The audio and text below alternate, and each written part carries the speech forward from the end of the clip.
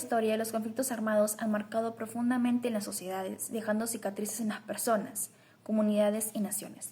Detrás de esta lucha con el poder, los ideales y los territorios, emergen historias de sufrimiento, resistencia y humanidad. Pero incluso en los momentos más oscuros existen reglas que puedan limitar los horrores de esta guerra y proteger los derechos más vulnerables. En ese documental exploraremos cómo el conflicto armado interno da sus impactos y desde sus raíces, y cómo el derecho internacional humanitario busca equilibrar la dignidad humana. Acompáñenos en este recorrido donde exploraremos cómo las leyes equilibran la balanza entre la necesidad de luchar y el deber de proteger. Una flagrante violación al derecho internacional humanitario. El conflicto armado interno en Perú, que se desarrolló entre 1980 y 2000, constituyó una grave violación al derecho internacional humanitario y a los derechos humanos. Tanto el Estado peruano como el grupo terrorista Sendero Luminoso perpetraron actos de violencia que trascendieron los límites de cualquier conflicto armado, dejando una profunda cicatriz en la sociedad peruana. Entre las múltiples violaciones al derecho internacional humanitario cometidas durante el conflicto se destacan ejecuciones extrajudiciales. Tanto las Fuerzas Armadas como Sendero Luminoso llevaron a cabo ejecuciones sumarias de civiles, lo cual constituye una grave violación al derecho a la vida y a la integridad personal. Desapariciones forzadas. Miles de personas fueron secuestradas y desaparecidas, privándolas de su libertad y negándoles el derecho a un juicio justo. Tortura. La tortura fue utilizada de manera sistemática por ambos bandos, como método de interrogatorio y castigo, violando el derecho a la integridad física y mental. Tratos crueles, inhumanos o degradantes. Los detenidos fueron sometidos a condiciones de detención inhumana y degradante, lo que constituye una violación al derecho a un trato digno. Desplazamiento forzado. Miles de personas fueron desplazadas de sus hogares, viéndose obligadas a abandonar sus tierras y medios de subsistencia. Ataques a la población civil. Tanto las Fuerzas Armadas como Sendero Luminoso perpetraron ataques indiscriminados contra la población civil, violando el principio de distinción entre combatientes y no combatientes. Por último, reclutamiento de niños. Niños y niñas fueron reclutados y utilizados como combatientes, lo cual constituye una grave violación a los derechos del niño. Estas violaciones no solo vulneraron los derechos de las víctimas individuales, sino que también afectaron gravemente a la sociedad peruana en su conjunto, generando un clima de miedo, desconfianza y violencia. Además de las violaciones al derecho internacional humanitario, el conflicto también puso de manifiesto la existencia de graves deficiencias en el sistema de protección de los derechos humanos en Perú. La falta de independencia del Poder Judicial, la impunidad de los responsables de los crímenes y la debilidad de las instituciones estatales contribuyeron a perpetuar la violencia y a obstaculizar la búsqueda de la verdad y la justicia. La Comisión de la Verdad y Reconciliación documentó de manera exhaustiva las graves violaciones a los derechos humanos cometidas durante el conflicto y sentó las bases para la reparación a las víctimas. Sin embargo, la implementación de las recomendaciones de la CBR ha sido lenta y parcial. Muchos de los responsables de los crímenes aún gozan de impunidad. Es fundamental que la sociedad peruana siga demandando justicia y reparación para las víctimas del conflicto armado interno.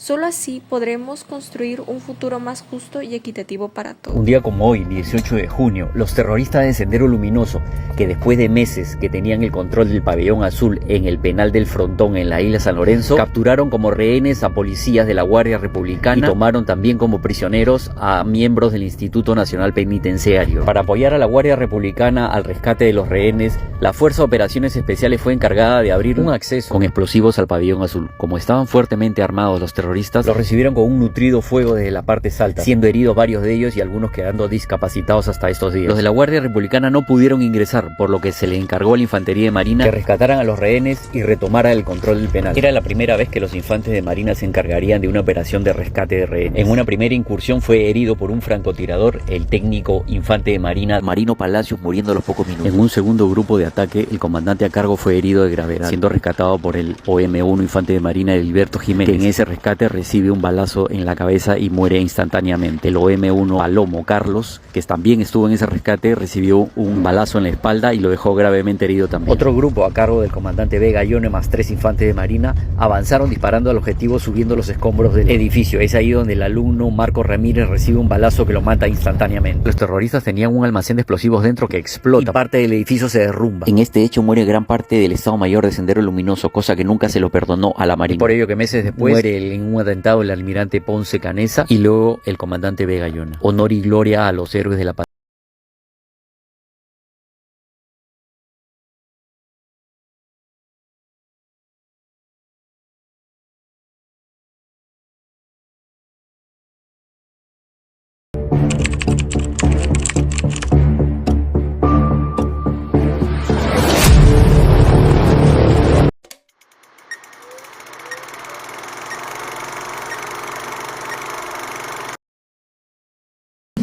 Hola, buenos días. ¿Te puedo hacer una pregunta? Claro.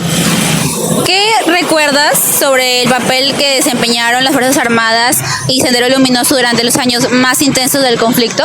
Sobre lo que yo recuerdo, lo que pasó en ese momento y tanto que tengo conocimiento de lo que estudio, Sendero Luminoso fue una organización criminal en el tiempo de Fujimori, donde cometieron muchos maltratos y violaciones de derechos ante las personas inocentes, que hubieron muchos asesinatos sin razón alguna, más que todo personas indígenas o de pueblos que no podían ser escuchados. Por otro lado, las Fuerzas Armadas, en su labor de querer solucionar todo esto,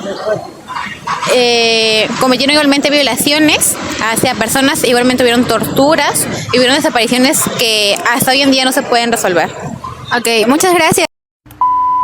Buenos días. ¿Qué papel crees que tiene la educación en la reconstrucción de la memoria colectiva sobre el conflicto armado? Buenos días. Con respecto a la pregunta, yo creo que la educación es un papel muy fundamental, ya que los alumnos, podemos saber el pasado y nuestra historia y no volver a repetir los mismos errores, ya que, como sabemos, todo este conflicto nos marcó y nos destruyó por completo. Y bueno, todo esto fue una reconstrucción, pero hemos avanzado y hemos logrado superar eso. Gracias. Gracias. Buenos días. ¿Te puedo hacer una pregunta? Sí, está bien. Ya. ¿Qué papel crees que tiene la educación en la reconstrucción de la memoria colectiva sobre el conflicto armado? La educación tiene un papel fundamental en la reconstrucción de la política. ¿Por qué? Porque nos da una retrospectiva de lo que sería el conflicto armado que ha pasado en veces anteriores. Esto nos lleva a que al enseñar estas formas vamos a poder aprender de los errores y volver a las acciones que ejecute el Estado van a poder ser mejores a las anteriores. Entonces, si enseñamos esto a las personas, a los nuevos ciudadanos, vamos a tener buenos resultados. Muchas gracias. Ya, hola. ¿Crees que se ha hecho justicia para las víctimas de desapariciones forzadas, ejecuciones extrajudiciales y otras violaciones de derechos humanos? Hola, ¿qué tal? Si bien el Estado peruano tomó medidas que para erradicar el terrorismo, considero que no se ha hecho justicia, porque aún en la actualidad hay personas que siguen buscando a sus familiares, a sus víctimas, que no tienen aún, se podría decir, el consuelo o alguna sanción que pueda, resarcir el daño que se ocasionó, ¿no?, en aquellas épocas. Muchas gracias. Una pregunta. Sí, ¿qué tal? Buenos días. ¿Qué le dirías a las nuevas generaciones sobre lo ocurrido durante el conflicto armado interno en el Perú? Pues que actualmente no hace falta que haya un conflicto armado para solucionar los problemas internacionales o los problemas dentro de un país, ya que pues ha avanzado mucho la tecnología tanto en la ciudad, en la zona, como políticamente también, ¿no? Y eso nos ayuda también pues para nosotros saber qué hacer y cómo organizarnos por si hay un conflicto de estos otra vez, ¿no? Tanto así que nos ayudaría también para poder organizarnos mejor políticamente y poder elegir bien a nuestras autoridades. Y nosotros como estudiantes de Derecho, pues, tenemos que tener en cuenta esto y ya no, eso sería mi opinión, eso sería todo. Gracias. Estas fueron las opiniones emitidas por los estudiantes de la Universidad Tecnológica del Perú. A continuación, nuestro grupo, con respecto al tema investigado, conflicto armado interno y derecho internacional humanitario, hemos redactado las siguientes conclusiones, las cuales resaltan la importancia de seguir trabajando en el fortalecimiento de los mecanismos de protección de los derechos humanos y el cumplimiento del derecho internacional humanitario en situaciones de conflicto. En primer lugar, las acciones perpetradas por los grupos subversivos como Sendero Luminoso y MRTA, así como por agentes estatales, dieron lugar a ejecuciones extrajudiciales, desapariciones forzadas y actos de tortura, afectando principalmente a las poblaciones más vulnerables del país.